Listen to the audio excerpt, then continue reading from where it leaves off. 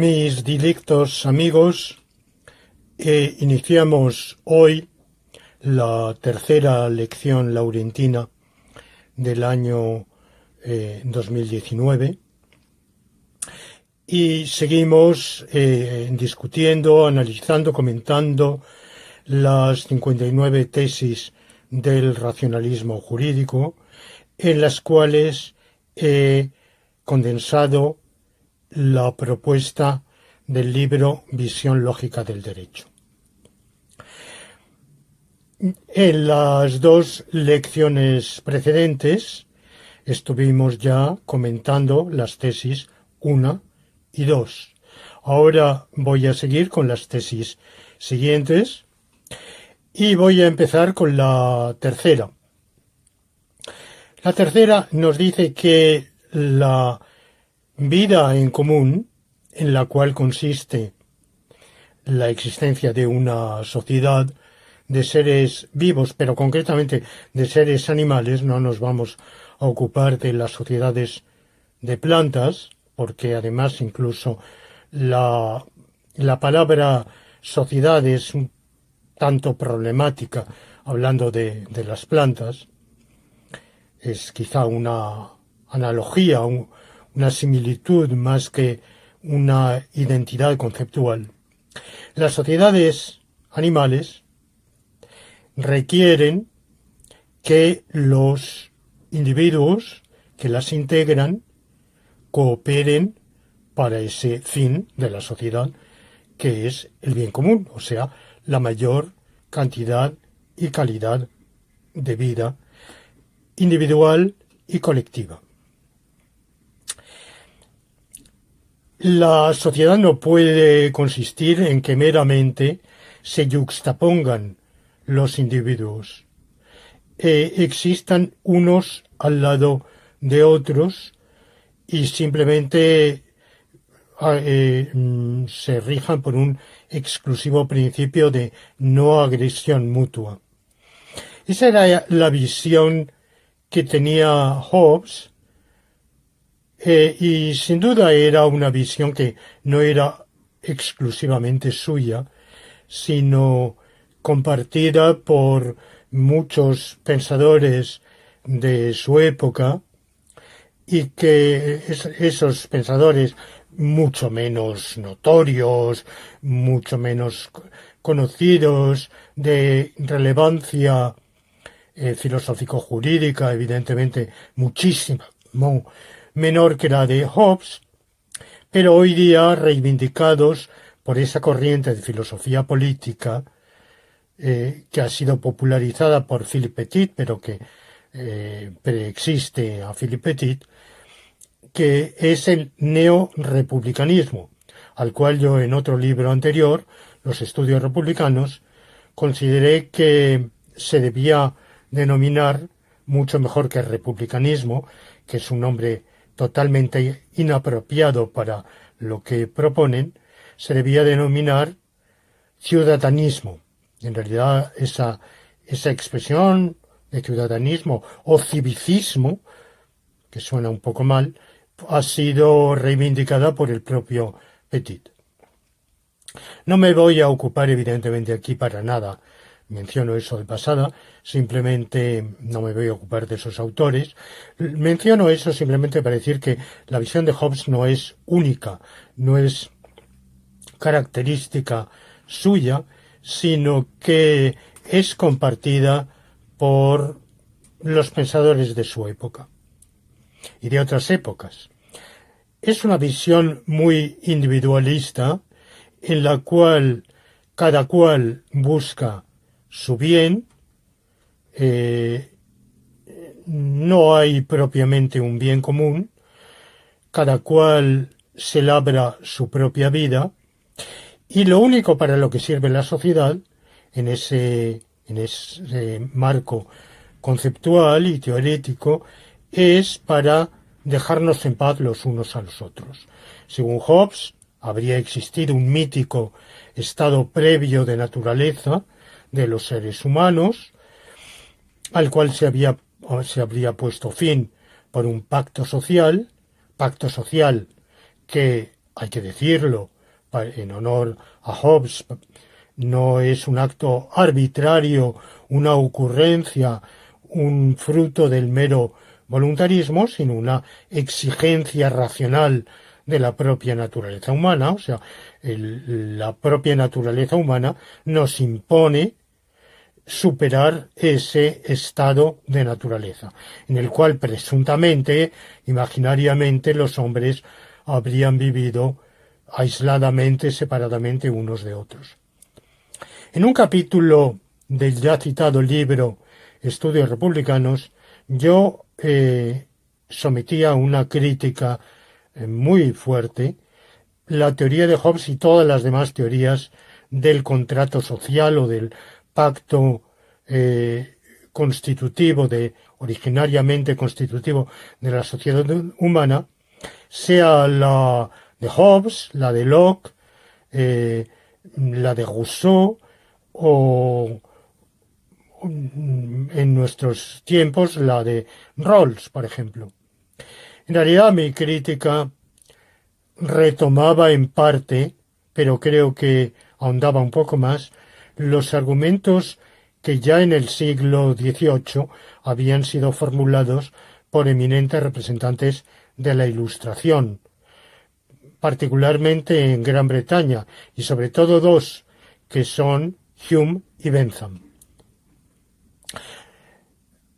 Dejando de lado esa genealogía tan ficticia, tan legendaria de un pacto social fundante, y dejando de lado la imposibilidad de que el ser humano haya existido nunca, ni siquiera imaginariamente pueda existir en una vida aislada y solitaria, lo que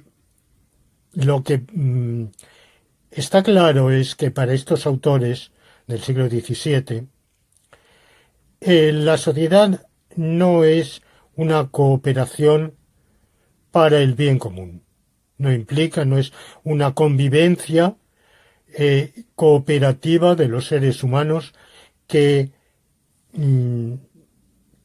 vivan y lleven a cabo su actividad conjuntadamente en aras a la mayor cantidad y calidad de vida individual y colectiva.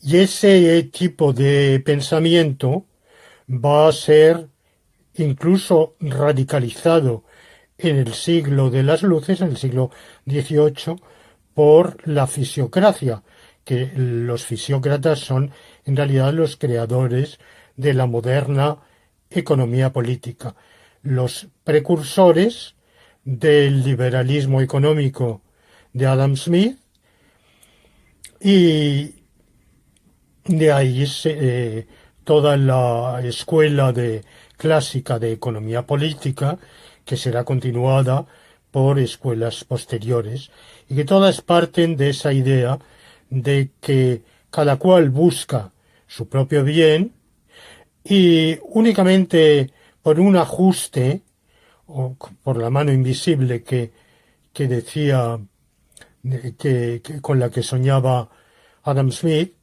esa actuación puramente egoísta de los individuos se acopla de algún modo de tal manera que resulte un bien general que no es buscado por nadie.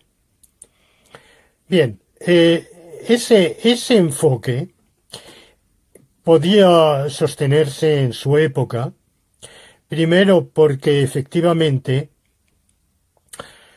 desconociendo muchas instituciones que ya se daban en aquella sociedad, pero que jugaban en ella un papel mucho menor que las instituciones colectivas del siglo XX, sobre todo de la segunda mitad del siglo XX y de lo que llevamos del XXI, ignorando ese tipo de instituciones de cooperación social, era verdad que eran sociedades en las cuales la intervención pública era muy escasa, la empresa pública era muy escasa, los servicios públicos eran limitados, mayores de lo que sospechaban esos autores, que no les prestaban la atención que los historiadores nos han ayudado después a entender. Pero era verdad que eran sociedades que dejaban bastante desamparado al individuo y que cada uno, en la medida de sus posibilidades, grandes en el caso de los ricos y poderosos, debilísimas o pequeñísimas en el caso de los pobres, de los menesterosos, como decía Jorge Manrique, de los que viven por sus manos. Bueno, pues cada cual, en la medida de esas posibilidades, debía labrarse su propia vida, su propio bienestar. Eran sociedades, pero eran sociedades un tanto desocializadas. Hoy, sin embargo, en que tenemos una visión del ser humano más inspirada en la ciencia y que sabemos que el ser humano es una especie de mamífero perteneciente a una rama, la rama simiesca, dentro de ella a una subrama de los monos antropoides, y unos de esos monos antropoides somos nosotros, y que toda la vida del ser humano hay que entenderla como la vida de una especie animal particular, de una subrama zoológica determinada, y por tanto hay que tener una perspectiva de nuestra vida individual y por supuesto social conectada con la de otras especies que no son afines, pero incluso con rasgos que no dejan de guardar analogía, mayor o menor, con especies alejadas. Incluso como veíamos en la primera de estas sesiones, Peter Turchin, ese gran científico norteamericano de origen ruso, nos hace ver que en el desarrollo de la sociedad humana hemos alcanzado un nivel de socialidad, él la llama la ultrasociedad, que nos hace parecernos en la potencialidad, en la extensión, en el número incluso de integrantes de esas sociedades a especies no de animales próximos a nosotros, emparentados más o menos de cerca con nosotros, sino bastante alejados por millones de generaciones, que son los insectos sociales, y sobre todo algunos insectos sociales. Bueno, pues vista con esa perspectiva la sociedad humana, nos percatamos de que la sociedad humana es una sociedad animal, y como todas las sociedades animales, están constituidas, están determinadas por la naturaleza para ocupar un determinado nicho ecológico, y ese nicho ecológico nos lleva a no solamente vivir unos al lado de otros, sino vivir en común, actuar en común, buscar en común esa mayor cantidad y calidad de vida, colectiva e individual.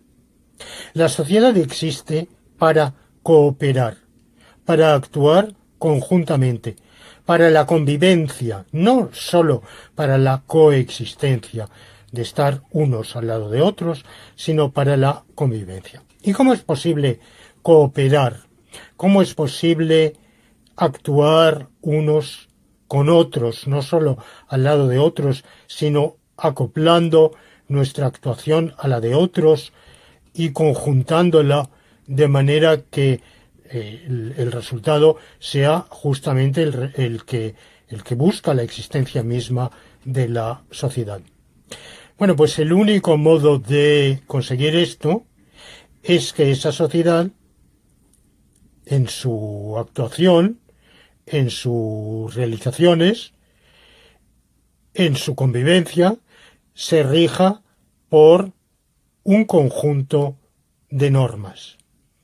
¿Qué es una norma? Una norma es un hecho en virtud del cual una conducta o toda una gama de conductas es obligatoria, lícita o prohibida.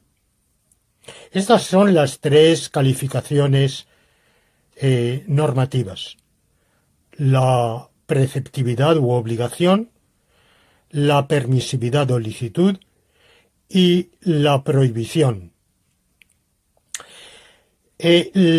¿Por qué? ¿Por qué hacen falta normas y por qué tiene que haber un conjunto de normas? Bueno, pues hacen falta normas porque los individuos integrantes de una sociedad son animales dotados, cada uno de ellos, de individualidad. Y ya veíamos anteriormente que eso diferencia a la sociedad de las colonias de algunos animales muy primitivos, en las cuales en realidad está totalmente difuminada la distinción entre un individuo y el vecino, y se pueden ver esas colonias más como organismos únicos, con partes, con órganos, que como individuos. Son un caso intermedio entre la sociedad y el animal aislado. Bueno, pues a diferencia de eso, en lo que llamamos sociedades,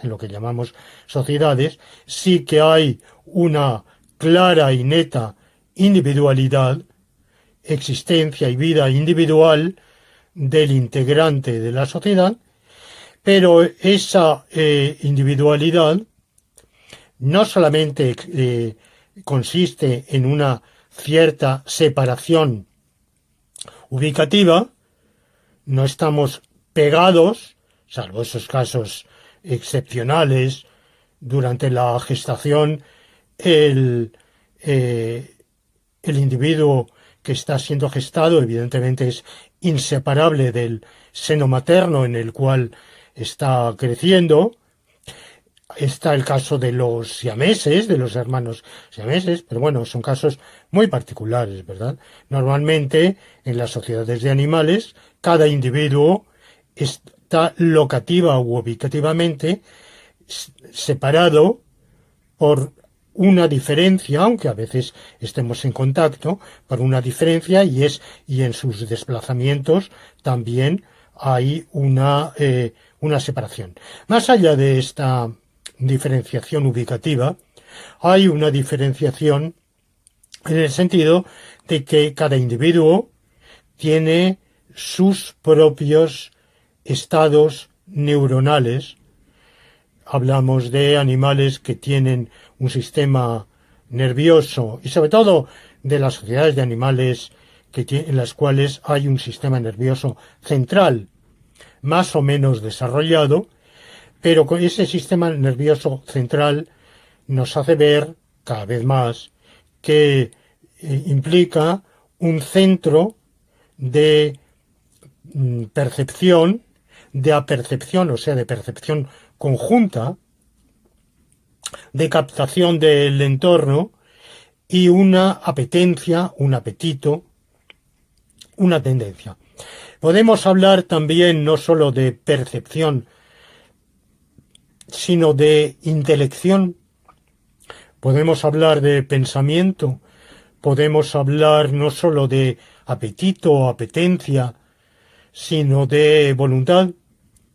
¿En qué animales, dentro de la amplísima gama de los que tienen un sistema nervioso central, en qué especies podemos considerar que hay una voluntad, un entendimiento, una intelección, un pensamiento, no lo sé, no lo sé. Sigo la terminología de la vieja tradición de la filosofía perennis y digo que los animales, por lo menos estos a los que me he referido, hay conocimiento, al menos perceptivo, sensorial, como mínimo, y hay apetencia o apetito, tendencia, que solemos decir con un querer. Mi punto de vista, pero evidentemente dentro de unos conocimientos muy limitados de las ciencias biológicas, es que hay una gama amplísima de animales vertebrados e invertebrados en los cuales podemos considerar que hay intelección y voluntad y que hay un tipo de pensamiento. Es difícil que los progresos, los avances de la etología se expliquen sin atribuirles esas características de sus estados mentales. No digo que sean iguales que los del ser humano. Por otro lado, nadie ha demostrado que los estados mentales de un ser humano sean idénticos a los de otro ser humano. Pensamos que sí.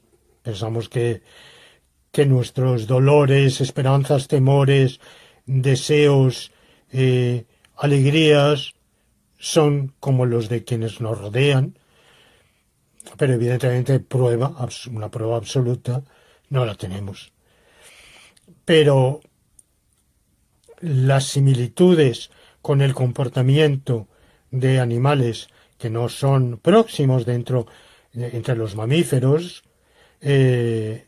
incluso no tan próximos, quiero decir, como los simios, sino más alejados, pero con los cuales estamos quizá más habituados a convivir porque han sido incorporados a nuestra sociedad, nos hace conjeturar, posiblemente con muchísimo fundamento y como explicación racional de esos comportamientos, de esas conductas, que tienen unos estados mentales bastante parecidos a los nuestros en muchísimas facetas, incluyendo estas.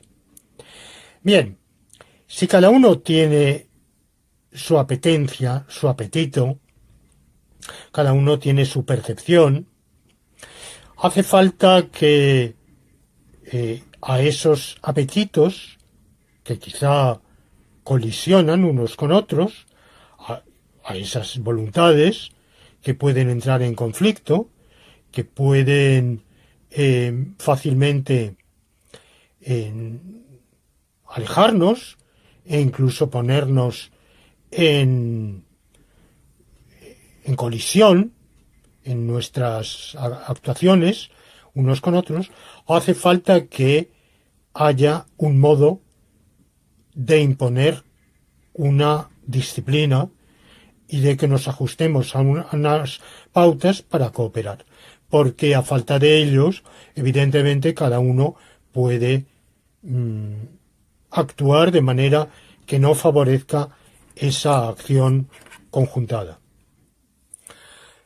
Para que se regule la actividad de cada uno de manera que no tengamos una suma de actividades dispersas, descoordinadas, que no nos llevarían a los objetivos colectivos de la sociedad, de esa mayor cantidad y calidad de vida individual y colectiva en que hemos cifrado el bien común, es preciso que nos ajustemos a unas pautas, a unos cánones en nuestra actuación. Y se dirá, como lo hemos pensado durante mucho tiempo, que esto es así en animales superiores como nosotros. El adjetivo superior puede cuestionarse desde cierta escala de pensamiento que que mira con recelo cualquier jerarquía. Pero en fin, pienso yo que podemos mantener esa terminología tradicional de la superioridad. Bueno, pues los animales superiores, evidentemente, los elefantes, los équidos, los cánidos, los simios, los cetáceos y tantos animales sociales que a los cuales cada vez más por los estudios de etología animal reconocemos cualidades conductuales que nos llevan a atribuirles entendimiento y también voluntad. Bueno, pues que en ellos, evidentemente, al mismo tiempo que existe esa voluntad, existe una individualidad más marcada y una personalidad. En uno de mis ensayos de hace unos años, Derechos y deberes de nuestros hermanos inferiores, me refería yo a la relación que tenemos en nuestra sociedad humana, que como ya dije en una lección anterior, no es exclusivamente humana, sino interespecífica, porque hemos dado entrada en ella a animales de otras especies, unos como cautivos y otros como domesticados, y otros con un estatuto un poco híbrido, en cierto modo, entre esas dos situaciones. Bueno, me refería yo a cómo la experiencia histórica plasmada en tratados que evidentemente todavía no tenían el instrumental, el utillaje metodológico de la ciencia moderna, pero no por ello dejaban de ser un saber acopiado sobre la base de procedimientos serios de estudio empírico, de experiencia. Bueno, pues el estudio concretamente de la hipología, que fue desde la antigüedad, desde el famoso tratado sobre la equitación de Jenofonte, hasta los grandes trabajos de los autores renacentistas y posrenacentistas, primero en Italia, luego en Francia, en Inglaterra, en los siglos XVII, XVIII, XIX.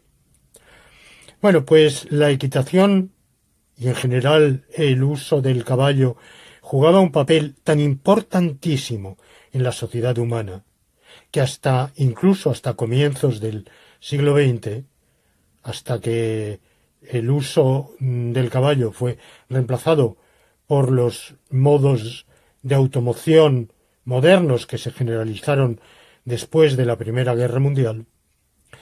Hasta entonces era tan importantísimo que esa hipología precientífica pero seria había detectado en estos animales unas pautas conductuales que los llevaban a hablar de la personalidad del caballo. Personalidad con rasgos similares, si no idénticos, a aquellos que atribuimos a las diversas personalidades humanas. Timorato, audaz, resentido, vengativo, olvidadizo, de excelente memoria, bueno, todos esos rasgos que permitían la interactuación del ser humano con esos otros seres humanos, seres no humanos, pero pertenecientes a nuestra sociedad interespecífica. La personalidad, como mínimo individualidad de cada miembro de la sociedad, determina que tengan que ajustar, si queremos, si la naturaleza nos ha asignado esa finalidad de vivir, convivir para el bien común, es imprescindible que esas apetencias, tendencias, esos hábitos personales o como mínimo, digamos, individuales, se sometan a una cierta regulación. Y esta regulación es la normativa. Y como decía, pensábamos que eso podía ser así, porque ser así en los animales inferiores, sobre todo en las sociedades de insectos, que eran las más famosas desde la antigüedad.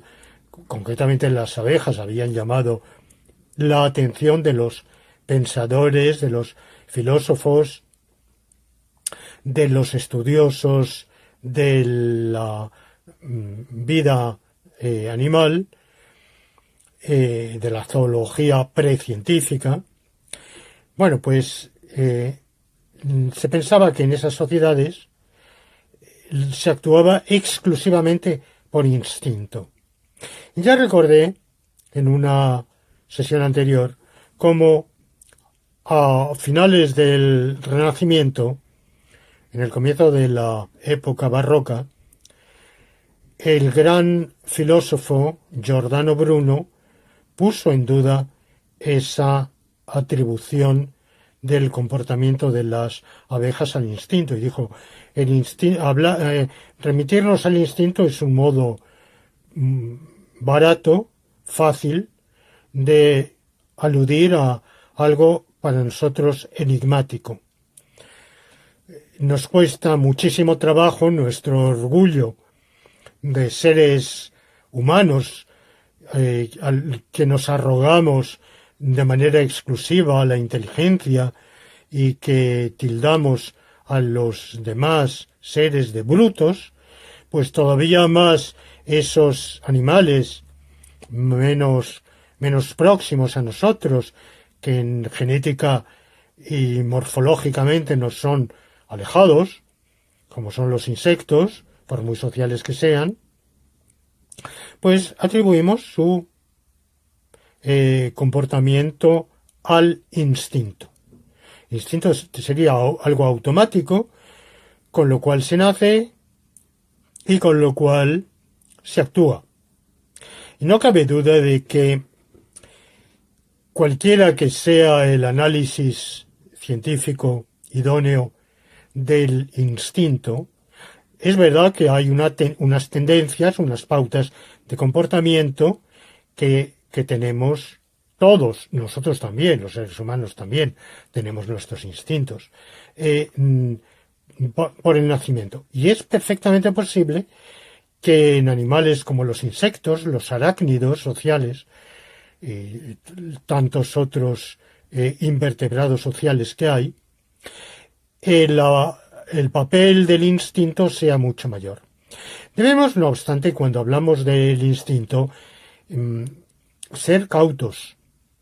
No creer que el instinto es un automatismo tal que automáticamente decide todo, independientemente del contexto, del entorno, del ambiente y de la interacción con los demás individuos integrantes de la sociedad, porque eso sería engañarnos, creer que las cosas son así. La abeja, evidentemente, por instinto, va a buscar el alimento, el néctar, en las flores, pero ¿a dónde se dirige? ¿Arriba o abajo de la colina? ¿A la derecha o a la izquierda? ¿Al norte o al sur? Bueno, esto viene determinado por de cuál sea el entorno en que vive. Y viene determinado por su propia percepción, por su propia captación sensorial de ese entorno y un procesamiento que hay en su sistema nervioso central, un procesamiento de esas percepciones que le permiten sintetizar las diversas sensaciones para hacerse un mapa determinado. Pero el estudio moderno de la etología de las abejas nos ha permitido descifrar, esto ha sido un tema de estudio y de reflexión importantísimo para la semiología, y el gran Benveniste, Émile Benveniste, ese gran lingüista francés, hace decenios ya, recogió los estudios de la etología animal relativa a las abejas y señaló los grandes lineamientos del lenguaje de las abejas. Costaba muchísimo trabajo llamarlo lenguaje, y evidentemente que no es un lenguaje si por lenguaje entendemos un sistema semiótico como el de los seres humanos. Pero ¿por qué reservar esa denominación de lenguaje para nuestro sistema semiótico, el del Homo sapiens, que ni siquiera estamos del todo seguros, es un tema debatido, si otros hombres, como el hombre de Neandertal, que no era Homo sapiens, o por lo menos no era de nuestra, lo que a veces redundantemente llamamos Homo sapiens sapiens, bueno, muy próximo a nosotros, muy afín a nosotros, una especie diferente, pero tan afín que era perfectamente posible cruzarnos, y de hecho hubo una hibridación, como se puede comprobar por el estudio del ADN. Bueno, pues ni siquiera sabemos si el neandertal tenía un lenguaje como el que tenemos los seres humanos. Personalmente yo sospecho que sí, mi idea es que sí, pero vamos, eso no pasa de ser una conjetura que me sería muy difícil no ya demostrar, sino argumentar. Los chomskianos, los lingüistas y estudiosos filósofos del lenguaje de inspiración chomskiana piensan más bien que la aptitud lingüística es una aptitud innata en el Homo sapiens y que no era compartida por una especie totalmente afín del mismo género Homo, pero diferenciada. Bueno, yo no lo sé. En todo caso, hay sistemas semióticos en otras especies, pero no ya en especies simiescas o no ya en aves. Están empezando a estudiarse los sistemas semióticos de ciertas aves sociales que también presentan características de complejidad, de articulación, de regulación, de sintaxis que no sospechábamos. Los lenguajes de los cetáceos, lenguajes sonoros. El lenguaje de las abejas consiste en la famosa danza, y es un lenguaje muy codificado por el cual la abeja exploradora transmite a sus compañeras de especie y de sociedad, sus consocias, podemos decir, la información que ha recopilado sobre la ubicación de la fuente principal de alimento, su orientación, a dónde hay que ir, por dónde hay que llevar a cabo el vuelo, y es una transmisión que pasa de las unas a las otras.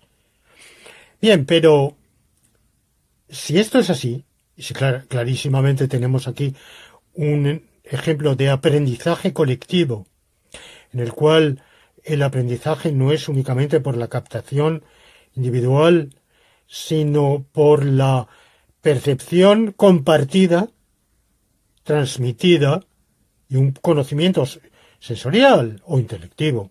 Pero bueno, si yo sospecho que es intelectivo, sé que se va a considerar algunos que incurro en un excesivo antropomorfismo. Como mínimo perceptiva, una captación perceptiva, un conocimiento perceptivo, sensorial, pero suficientemente listo, si no queremos decir inteligente, para estar coordinado, transmitido, compartido.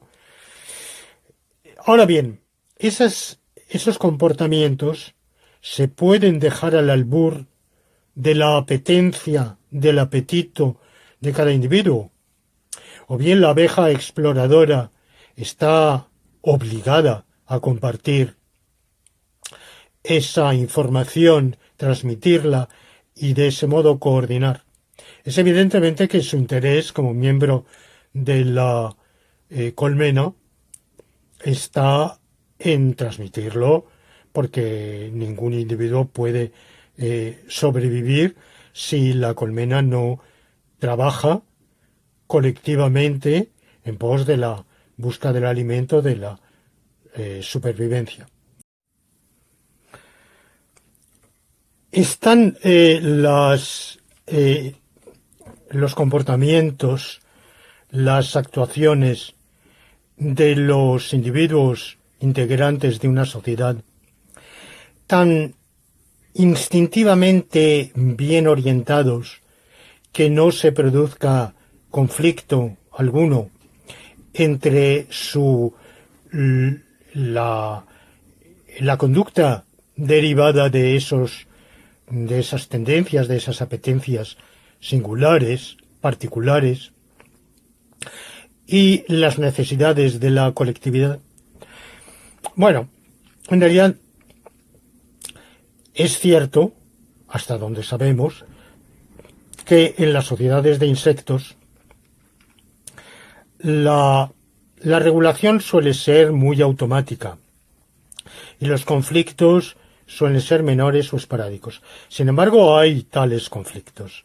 Por ejemplo, en las colmenas, la abeja reina no es exactamente, el nombre está empleado por una analogía laxa, no es la que coordina o dirige el trabajo colectivo, pero no cabe duda de que goza de un estatuto totalmente privilegiado, que le impone unas ventajas y unas desventajas, claro está.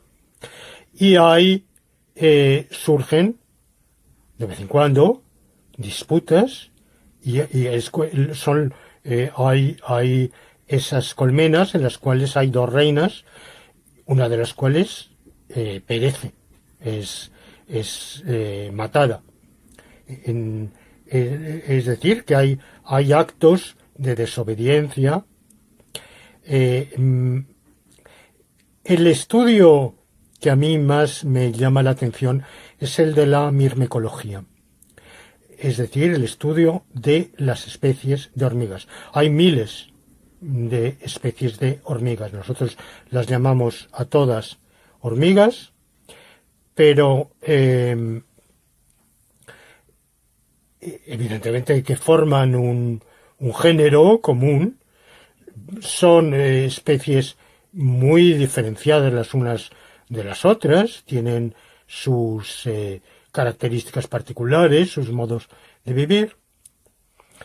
Y el estudio de la mirmecología es un estudio fascinante. Hay toda una rama hoy de la zoología que no termina de descubrir, de descifrar enigmas de la perfección, de la complejidad de esas sociedades y del parecido entre muchísimas de sus actividades colectivas y las de las sociedades humanas. En todo, hasta en las guerras, hasta en instituciones que creíamos únicas. Bueno, pues concretamente las hormigas, seres fascinantes, que ocupan un lugar en la naturaleza que no sospechamos. Por ejemplo, se ha calculado que el peso global de las hormigas del planeta es similar al peso global de los 7.500 millones de seres humanos. Es decir, que consideramos que el planeta, hoy vivimos, como dicen algunos, en el antropoceno, que es un planeta tan humanizado, tan modificado por el comportamiento humano y por la prevalencia de la sociedad humana, que de algún modo llenamos el planeta.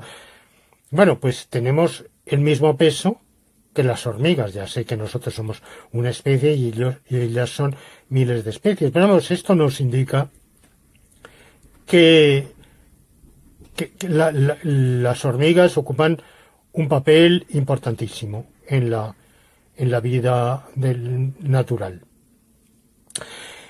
El estudio de la mirmecología ha llevado a constatar, los científicos han comprobado, que la actuación individual no siempre se autorregula por el instinto, sino que hay comportamientos desviados o desviantes, infractores de la regulación colectiva social. Y por eso me llamó mucho la atención un artículo, varios artículos en realidad, que yo, de los cuales puse indicaciones en nota a pie de página en mi libro Visión lógica del derecho, sobre la existencia en algunas especies, en algunas sociedades de hormigas, la especialización de lo que llaman castas, pero la palabra está mal empleada porque, como ya dije, no son hereditarias, no se nace miembro de una casta, pero sí se cría el individuo de tal manera que vaya a ocupar un lugar u otro. Bueno, pues estamos habituados a la hormiga laboriosa que va a buscar el alimento, la hormiga guardiana que preserva el hormiguero frente a ataques de otras hormigas o de otras especies, las que se ocupan de la crianza del pulgón, que tienen una situación de simbiosis o de cautiverio, pero también están las que se ocupan de la guardia interna. Un artículo que es el que me he referido, que me llamó la atención y del cual tiré de ese hilo para sacar el ovillo y para enterarme de cosas que desconocía completamente, se titulaba Six-Legged Cops, policías de 6 patas. Evidentemente una expresión jocosa, deliberadamente jocosa, y que revelaba que en algunos hormigueros, determinadas especies de hormigas, había algunas especializadas en poner orden cuando se vulneraban las normas. Por ejemplo, ¿qué normas? Pues está como en todos los insectos sociales, que son animales de lo que se llama en la jerga de la zoología eusociales. Los miembros de la sociedad están hermanados, son hermanos entre sí, y solo un individuo, una hembra, tiene derecho de reproducirse, que es la reina, y a las demás les está prohibido. Que les esté prohibido no quiere decir que forzosamente su comportamiento obedezca a esa prohibición. Son rarísimas las transgresiones, pero las hay. Y para atajarlas están esas guardianas que castigan la actividad reproductiva de las que vulneran la norma. ¿En qué consiste esa infracción? Consiste en que indebidamente ponen huevos. Esos huevos serán machos, porque al no haber sido fecundadas, el resultado, según las leyes de la zoología de esos animales, serán forzosamente de sexo masculino. Y eso producirá una superpoblación no regulada del sexo masculino, indebida, de tal manera que hay un castigo, que es que automáticamente el huevo que se ha puesto es eliminado, es destruido o expulsado. De tal manera que vemos cómo en incluso en ese tipo de sociedades, hay normas que regulan lo que se puede hacer y lo que no se puede hacer. Por raras que sean las infracciones. Evidentemente, en el caso de las sociedades de équidos, de cetáceos, de elefantes, de simios, de cérvidos, las transgresiones, la propensión a transgredir es mucho mayor. Y por tanto, las reglas para establecer, evitar las transgresiones y castigarlas o sancionarlas o hacer volver al transgresor al camino recto son más elaboradas. De tal manera que hay, como digo, unas normas.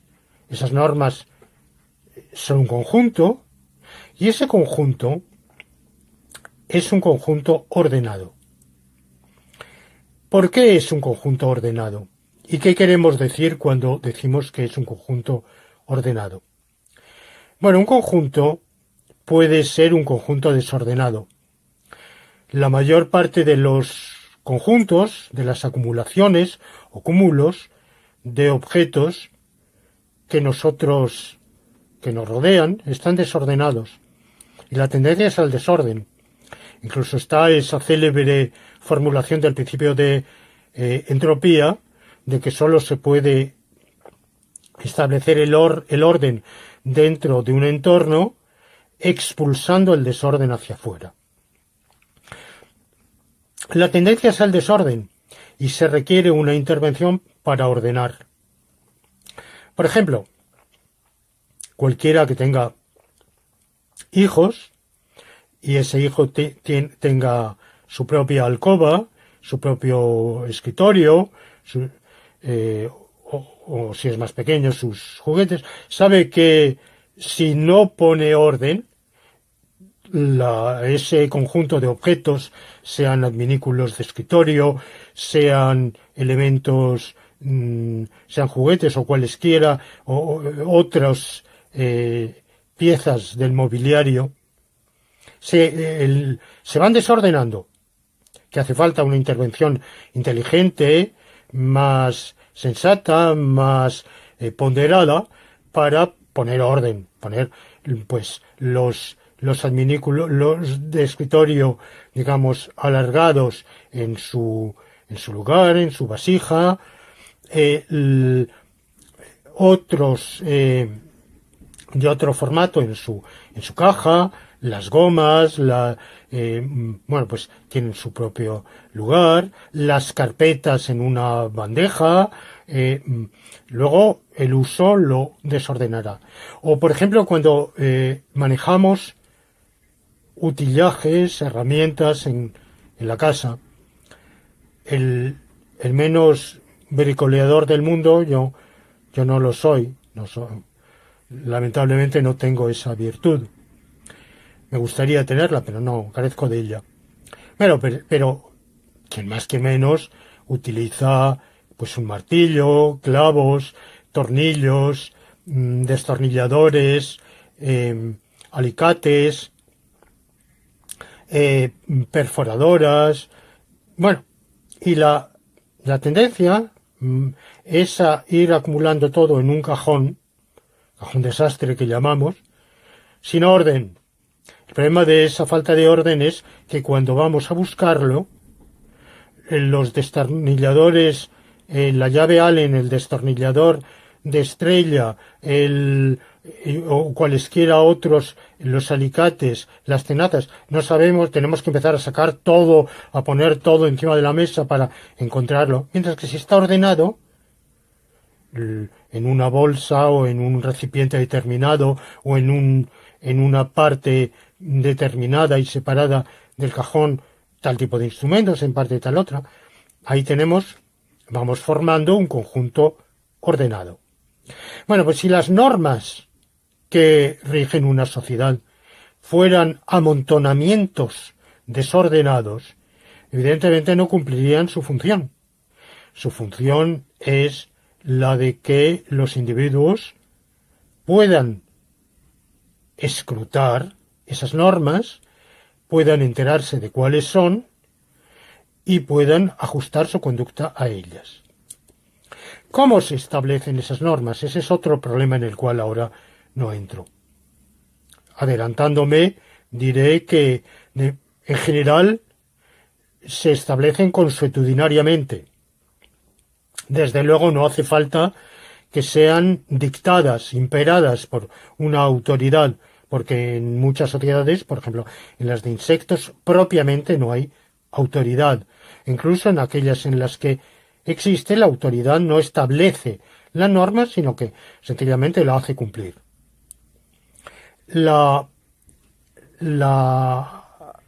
norma tiene una existencia, por tanto, en general consuetudinaria. En sociedades más elaboradas es la propia autoridad va asumiendo una capacidad no sólo de ejecución de la norma, sino de normación, particularmente en sociedades humanas.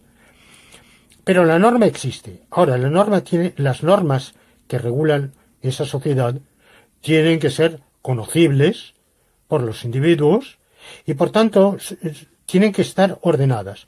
Cuando digo ordenada, ya he dado ejemplos empíricos de qué entiendo por un conjunto ordenado, un conjunto desordenado, pero quizá podríamos acercarnos un poco más diciendo qué se entiende por orden. Los matemáticos usan un concepto de orden que todos o muchos de quienes siguen estas emisiones conocen, que han estudiado teoría de conjuntos, elemental, y conocen esa definición matemática del orden como una relación en un conjunto dado que es reflexiva, antisimétrica y transitiva. Reflexiva, es decir, es una relación que se da siempre entre un elemento A y ese mismo elemento A. Antisimétrica en el sentido de que si se da entre A y B, pero también entre B y A, entonces es que B y A son el mismo elemento. Y transitiva en el sentido de que si se da entre A y B y entre B y C, también se da entre A y C. Bueno, esa noción de orden es demasiado estrecha para nuestro propósito, porque es una relación diádica, de uno a uno, mientras que el orden que queremos que se dé entre las normas, y el que de hecho se da, puede ser una relación poliádica. Se da, por ejemplo, entre dos normas, por un lado, y una tercera, por el otro.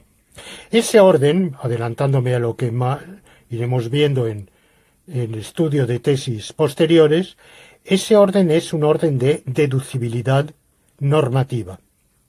Es decir, que dadas ciertas normas, una o varias, y dados ciertos hechos, ciertos datos que conocemos por la experiencia, por el conocimiento perceptivo o intelectivo del mundo exterior, se deduce, se infiere, se extrae otra norma consecuente, entre normas antecedentes y normas consecuentes. Si el acervo de normas que regulan nuestra vida en común, la nuestra o la de los miembros de cualquier sociedad, no se ajustara a ciertas pautas de ordenamiento y concretamente de deducibilidad, serían inconocibles.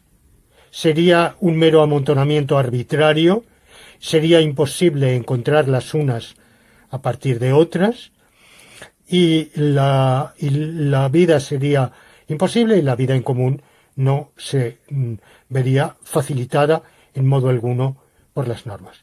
Y voy a terminar con una última consideración. He dicho que las normas son hechos que determinan que ciertas conductas o gamas de conductas sean o bien preceptivas, o bien lícitas, o bien prohibidas. Ulteriormente ya argumentaré que, por supuesto, todo lo preceptivo u obligatorio es también lícito, pero no al revés, no inversamente. Podríamos pensar que hay sociedades, digamos, normativamente totalitarias, en las cuales toda conducta o bien está prohibida o bien es obligatoria. Y que no hay nada que sea lícito, pero sin ser obligatorio. Y aparentemente estas sociedades así serían las de insectos sociales. La abeja, le es lícito buscar, la abeja laboriosa, que va a buscar el néctar, le es lícito hacerlo, pero no solo le es lícito, tiene que hacerlo. No tiene opción de ser ociosa, de quedarse inactiva. Eso es verdad, pero es dudoso, sumamente dudoso, que todo en su actuación esté marcado por la obligación, que no haya un margen de libertad para que vaya a derecha o a izquierda. La abeja exploradora está marcado su obligación de ir a buscar las fuentes de alimentación para la colmena, y sus compañeras irán en pos de ella cuando les haya transmitido la información adecuada.